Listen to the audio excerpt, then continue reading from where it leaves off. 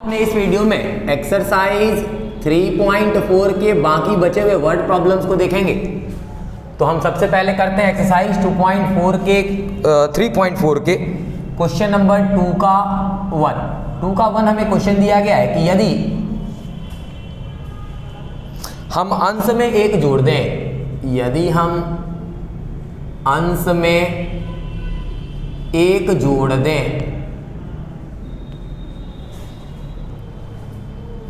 तथा हर में से एक घटा दें, तथा हर में से एक घटा दें,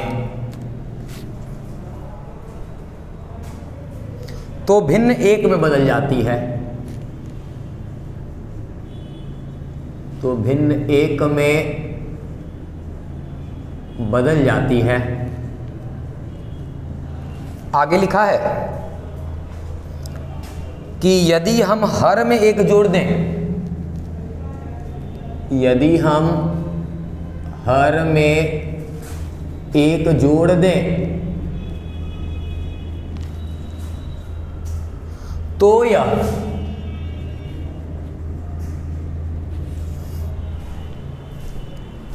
एक बटे दो हो जाती है।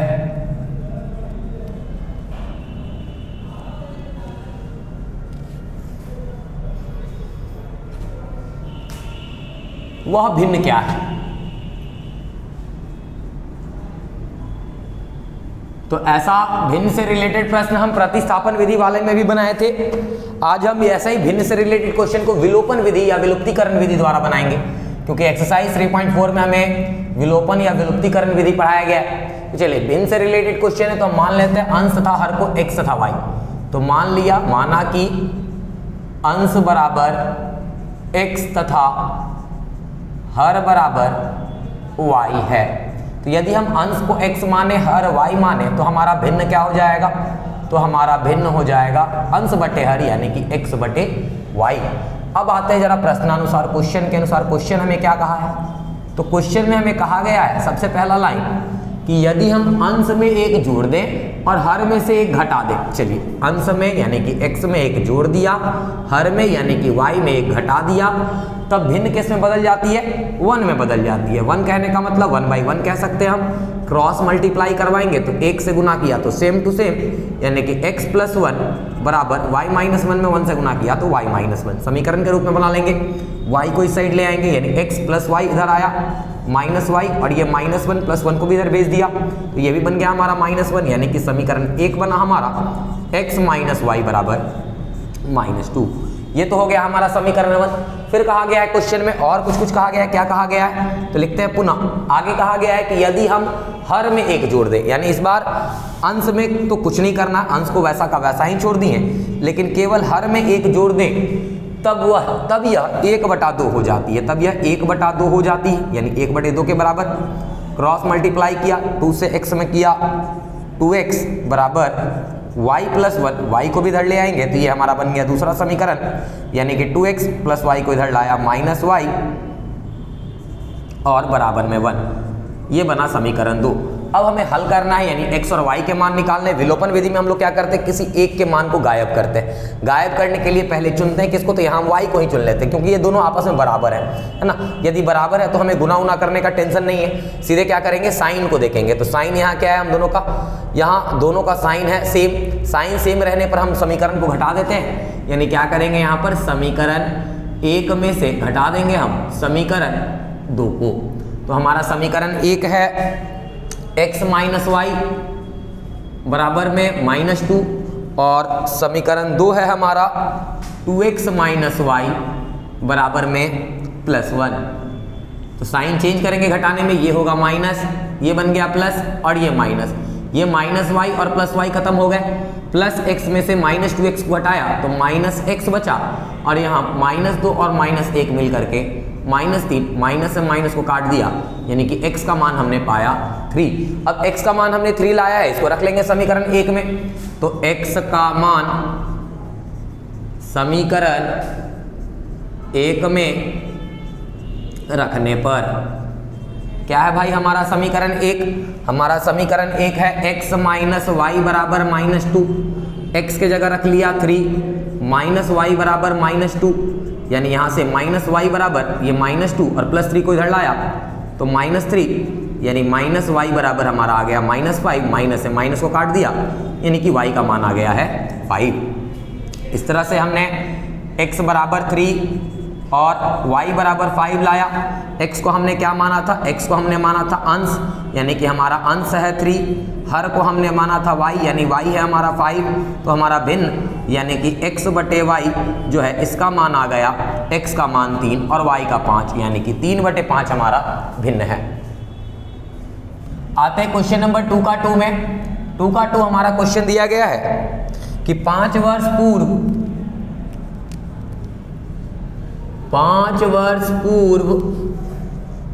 नूरी की आयु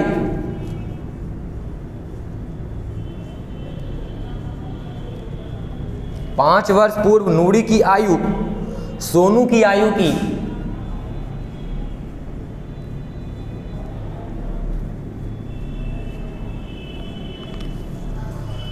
सोनू की आयु की 3 गुनी थी।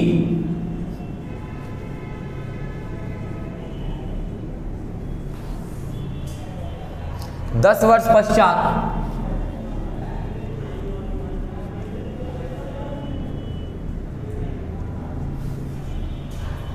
नूरी की आयु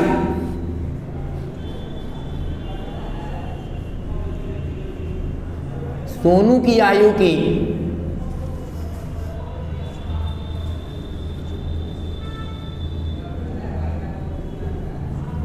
2 गुनी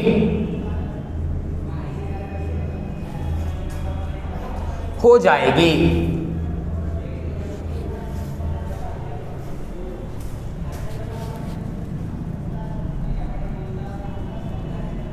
नूरी और सोनू की आयु कितनी है?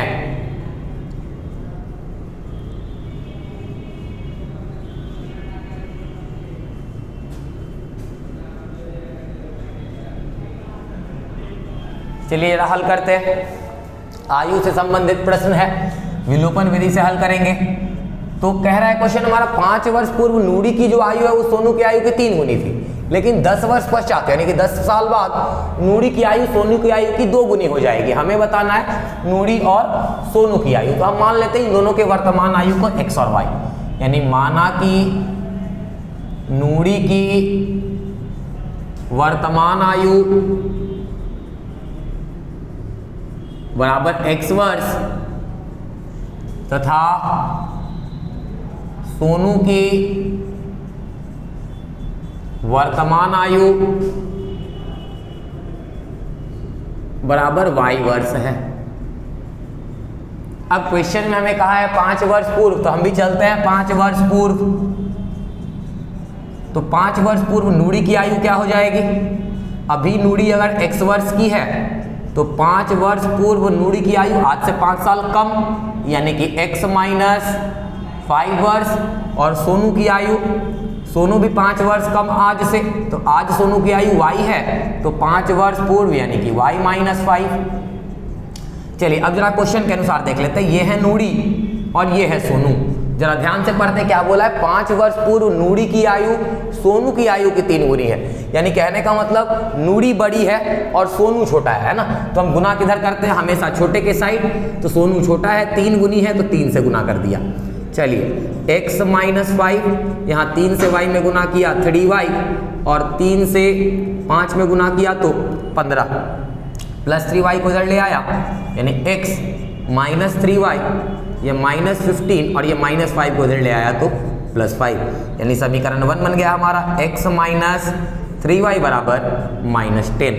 ये है हमारा समीकरण 1। अब जरा और आगे बढ़ते हैं क्वेश्चन में। क्वेश्चन में कहा है 10 वर्ष पश्चात, यानी कि 10 वर्ष बाद। 10 वर्ष पश्चात यदि आज नूरी की आयु x वर्ष है तो 10 साल बाद आज से 10 साल बड़ी हो जाएगी, यानी 10 साल बढ़ जाएगा नूरी की आयु। बढ़ जाना यानी कि जोड़ देंगे, यानी नूरी की आयु हो जाएगी x प्लस 10 वर्ष, और सोनू की आयु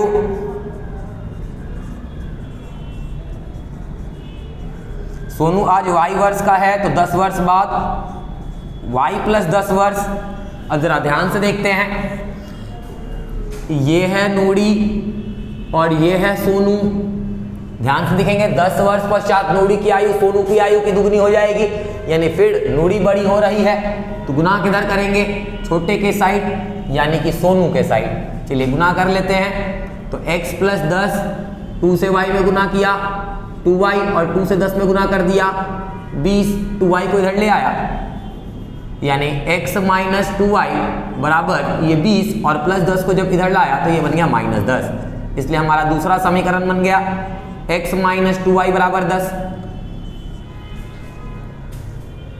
चलिए अब हम हल करते हैं। ये हमारा x माइनस 3y माइनस 10 और यहाँ x माइनस 2y बराबर प्लस 10। तो हम देख रहे हैं x बराबर है तो x को ही विलुप्त कर देते हैं, एलिमिनेट कर देते हैं। दोनों के साइन को देखें तो दोनों का साइन प्लस यानी साइन सेम है, तो साइन सेम रहने में हम समीकरण को घटा देते हैं, यानी समीकरण 1 माइनस कर देंगे समीकरण 2 से।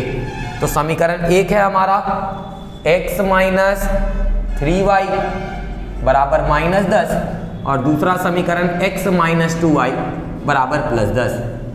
साइन को करते हैं चेंज, तो ये माइनस ये प्लस और ये माइनस, प्लस x और माइनस x खत्म हो गया, ये माइनस 3y और ये प्लस 2y घट करके माइनस y और माइनस 10 और माइनस 10 मिल करके माइनस 20, यानी कि y का मान आ गया 20।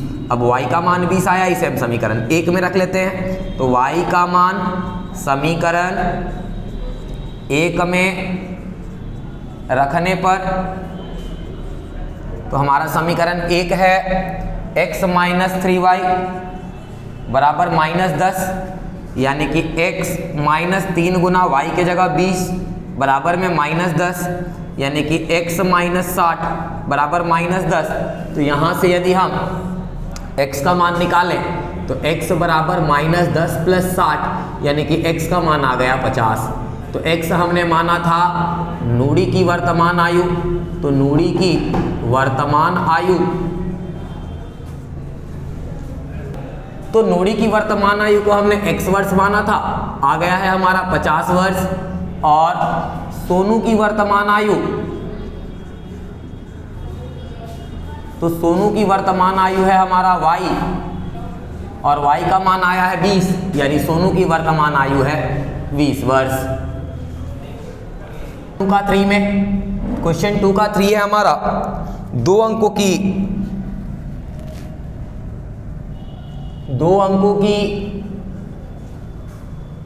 संख्या के अंकों का योग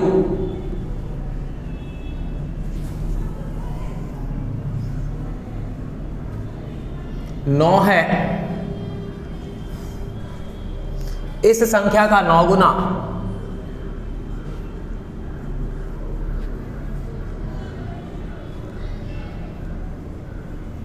इस संख्या का 9 गुना संख्या के अंकों को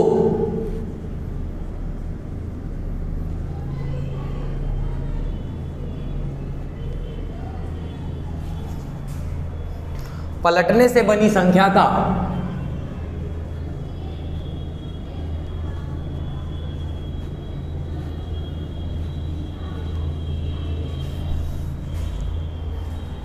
दो गुना है।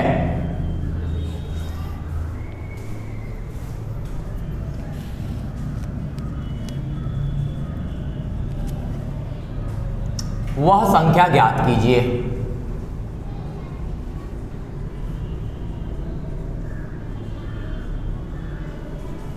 तो 3.4 के एग्जाम्पल में भी हमने एक क्वेश्चन ऐसा किया था, एग्जाम्पल नंबर 13, जिसमें हमने 2 अंकों की संख्या के बारे में देखा था। वहां हमने इकाई के अंक को x माना और दहाई के अंक को y माना। बिल्कुल उसी प्रकार यहां भी माना कि इकाई का अंक बराबर x तथा दहाई का अंक बराबर y है। तो हम लोग पढ़ें कि संख्या बराबर होती है 10 गुने दहाई का अंक प्लस 1 गुने इकाई का अंक। तो चलिए जरा रख दिया जाए, यानी 10 गुने दहाई के जगह y प्लस 1 गुने इकाई के जगह x। तो इस प्रकार हमें संख्या मिला 10y प्लस एक्स। और यदि अंकों के क्रम पलट दें, अंकों के क्रम को पलटने पर संख्या, यदि अंकों के क्रम को पलट दें यानी इकाई वाला दहाई की जगह और दहाई वाला इकाई की जगह, तब हमें संख्या प्राप्त होगी 10x प्लस वाई, है ना। इकाई वाले को दहाई की जगह भेज दिए और दहाई वाले को इकाई की जगह। अब आ जाते हैं प्रश्नानुसार, क्वेश्चन के अनुसार आ जाते हैं। हमें क्या कहा गया, सबसे पहला बात कि अंकों का योग 9 है। अंकों का योग कहने का मतलब दहाई का अंक और इकाई का अंक, यदि इन दोनों अंकों को जोड़े यानी x प्लस वाई बराबर है हमारा 9। ये हमारा समीकरण 1 बन गया। फिर कहा इस संख्या का 9 गुना, तो संख्या हमारा क्या है, संख्या हमारा है 10y प्लस एक्स। इस संख्या का 9 गुना अगर हम पलटे तो जो पलटने पर संख्या बनेगी उसके 2 गुना के बराबर, है ना। कहा इस संख्या का 9 गुना संख्या के अंकों को पलटने से बनी संख्या का 2 गुना है। यानी इस संख्या का 9 गुना जो है, यदि हम अंकों को पलट दें तो हमारा संख्या 10x प्लस वाई मिलेगा, इसके 2 गुना के बराबर है। चलिए गुना कर देते हैं। तो 2 को 10 से गुना किया, 9 को 10 से गुना किया 90y, 9 को x से गुना किया 9x बराबर 2 को 10 से गुना किया 20x और 2 को y से गुना किया तो 2y। सभी को खींच के इधर ले आएंगे, यानी हमारा है 90y plus 9x minus 20x और माइनस 2y, इस साइड बचा 0। तो चलिए घटाते हैं। तो प्लस में है 9 और माइनस में है 20, तो प्लस 9 और माइनस 20 हो जाएगा माइनस 11x। प्लस में है 90, 2 है माइनस में, तो घट करके हो जाएगा प्लस 88y बराबर 0। हमें यहाँ 11 कॉमन मिल रहा है, तो हम क्या करते हैं 11 को ले लेते हैं कॉमन। तो हमारा यहाँ से बचेगा माइनस x प्लस 8y बराबर 0। अब ये 11 गुना में है, कहाँ चला आएगा, डिवाइड में चला आएगा, यानी कि माइनस x प्लस 8y बराबर 0/11। 0/11 को हम 0 लिख सकते हैं। ये बन गया हमारा दूसरा समीकरण।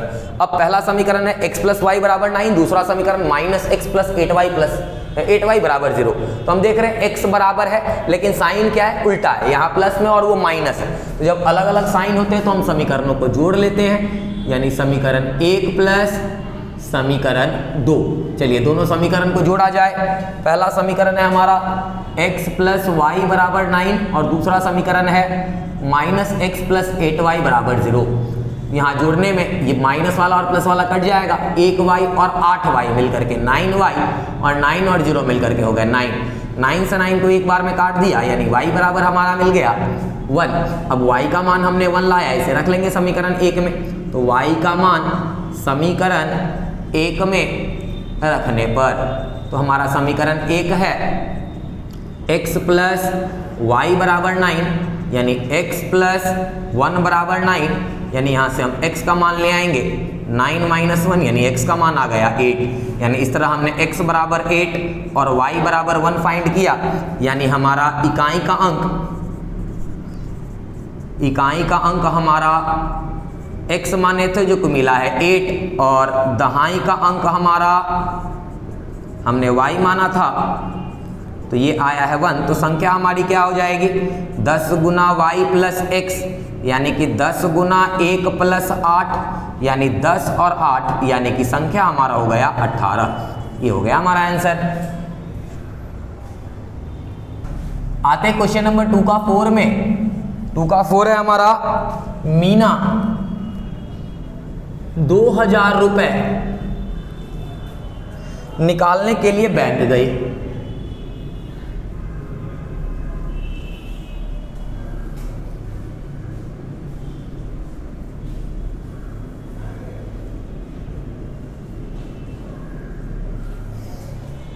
उसने खजांची से, खजांची कैशियर को कहते हैं जो पैसा देते हैं, उसने खजांची से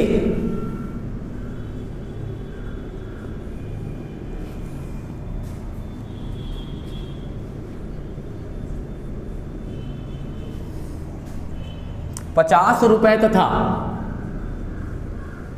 100 रुपए के नोट देने के लिए कहा।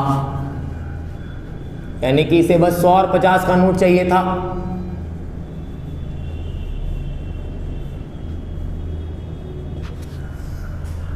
मीना ने कुल 25 नोट प्राप्त किए। मीना को कुल कितने नोट मिले, 25 नोट मिले। मीना ने कुल 25 नोट प्राप्त किए।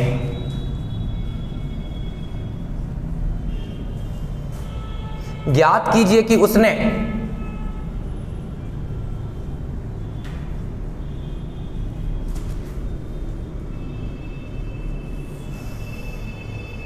₹50 और ₹100 के कितने कितने नोट प्राप्त किए। चलिए जरा ध्यान से देखते हैं। तो मीना 2000 रुपए बैंक निकालने 2000 रुपए निकालने के लिए बैंक गई है। उसने कैशियर यानी खजांची से पैसे देने वाले से कहा कि ₹50 और ₹100 के नोट दे। इस प्रकार उसे कुल 25 नोट मिले। तो हमें बताना है कि कितना 50 का नोट और कितने 100 का नोट प्राप्त किया है मीना ने।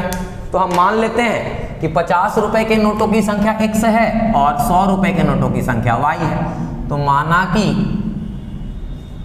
₹50 के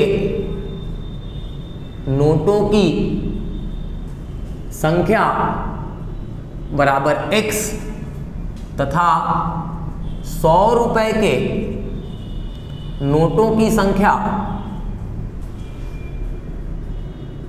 बराबर y है।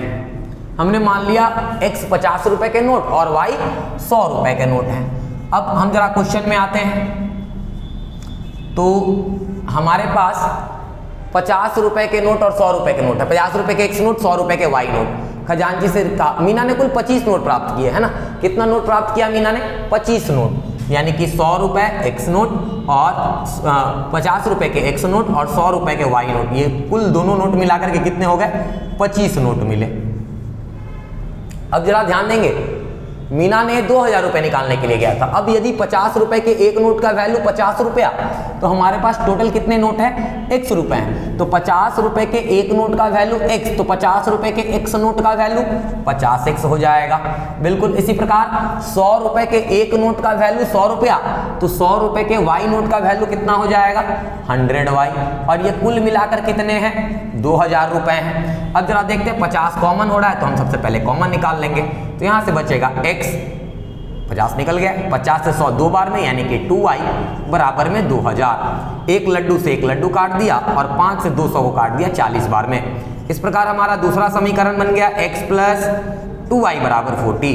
ये हमारा दूसरा समीकरण। अब जरा दोनों समीकरणों को देखें तो x समान हो रहा है, सेम हो रहा है, बस साइन भी सेम है। तो साइन सेम होने पर हम समीकरणों को घटा देते हैं, यानी यहाँ हम क्या करेंगे? समीकरण 1 में से घटा देंगे समीकरण 2 को। तो हमारा समीकरण 1 है x + y = 25 और दूसरा समीकरण है हमारा x + 2y = 40। साइन को चेंज कर देंगे घटाने में, तो ये माइनस, ये भी माइनस और ये माइनस, ये दोनों कट गए। +y और ये -2y है, तो यहाँ -y बन जाएगा। और 25 में से अगर 40 को घटा दें तो -15। माइनस से माइनस को हटा दिया, यानी कि y का मान हमें मिल गया 15। अब y का मान हमने 15 निकाला है, तो इसे समीकरण 1 में रख लेते हैं। तो y का मान समीकरण 1 में रखने पर क्या है हमारा समीकरण 1? हमारा समीकरण 1 है x + y = 25, यानी कि x + y की जगह हमने कितना रखा? 15 = 25। यानी यहाँ से x का मान यदि हम निकालना चाहें तो 25 और ये +15 को इधर ले आया तो -15, यानी कि x का मान हो गया 10। x हमने माना था ₹50 के नोटों की संख्या, इसलिए ₹50 के नोटों की संख्या जिसे हमने x माना 10 आए, और ₹100 के नोटों की संख्या जिसे हमने y माना है, ये आ गया 15। यानी मीना ने 10 50-50 के नोट और 15 100-100 रुपए के नोट प्राप्त किए। आते हम अपने आखिरी क्वेश्चन में एक्सरसाइज 3.4 के, यानी कि क्वेश्चन 2 का 5। क्वेश्चन हमारा है किराए पर पुस्तकें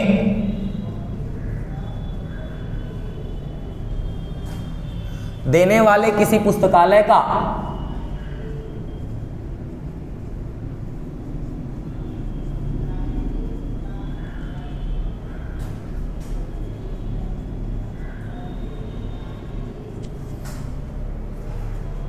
प्रथम 3 दिनों का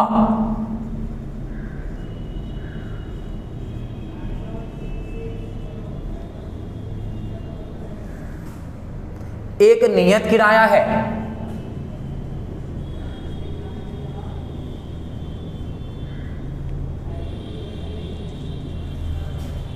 तथा उसके बाद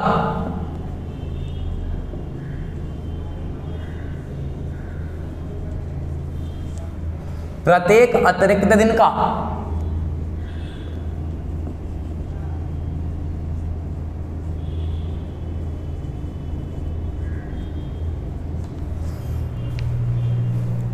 अलग किराया है।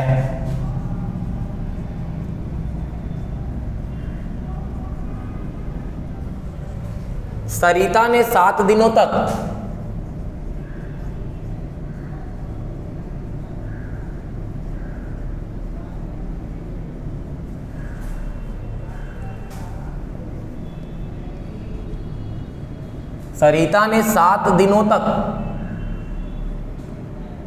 एक पुस्तक रखने के लिए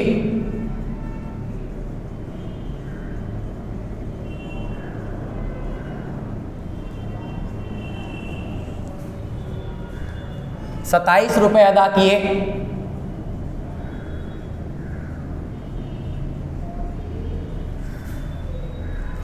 जबकि सुसी ने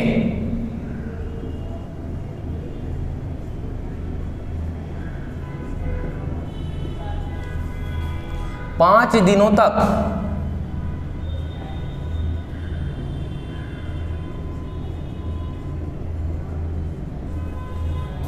रखने के लिए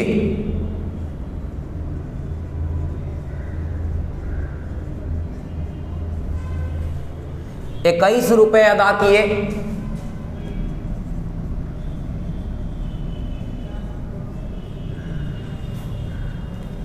नियत किराया तथा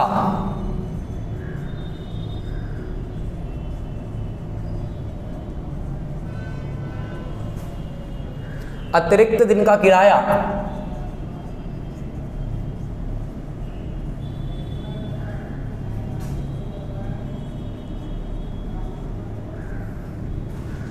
ज्ञात कीजिए। चलिए जरा ध्यान देते, क्वेश्चन में क्या बोला कि किराए पर पुस्तक देने वाले किसी पुस्तकालय के प्रथम 3 दिनों का एक नियत किराया, यानी 3 दिन किताब रखने के लिए एक फिक्स चार्ज लग रहा है। उसके बाद तथा प्रत्येक अतिरिक्त दिन का अलग किराया। अगर 3 दिन से आपने ज्यादा किताब रखा तो आपको प्रत्येक दिन के लिए, हर एक अतिरिक्त दिन के लिए अलग से पैसे देने होंगे। कहता है सरिता ने 7 दिनों तक एक पुस्तक रखा। 7 दिनों तक यानी 3 दिन तो इसका फिक्स था, और कितने दिन अतिरिक्त रखा? 4 दिन अतिरिक्त रखा। इसके लिए सरिता ने ₹27 अदा किए, जबकि सुसी ने 5 दिनों तक रखने के लिए, अब सुसी ने 5 दिन किताब रखा है, यानी 3 दिन तो नियत किराया फिक्स वाला था और 2 दिन इन्होंने अतिरिक्त रखा है। इसके बाद हमें अतिरिक्त किराया और नियत किराया ज्ञात करना है, ठीक है।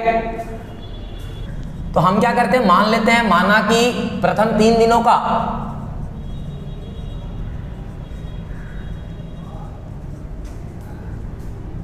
नियत किराया ₹100 तथा प्रत्येक अतिरिक्त दिन का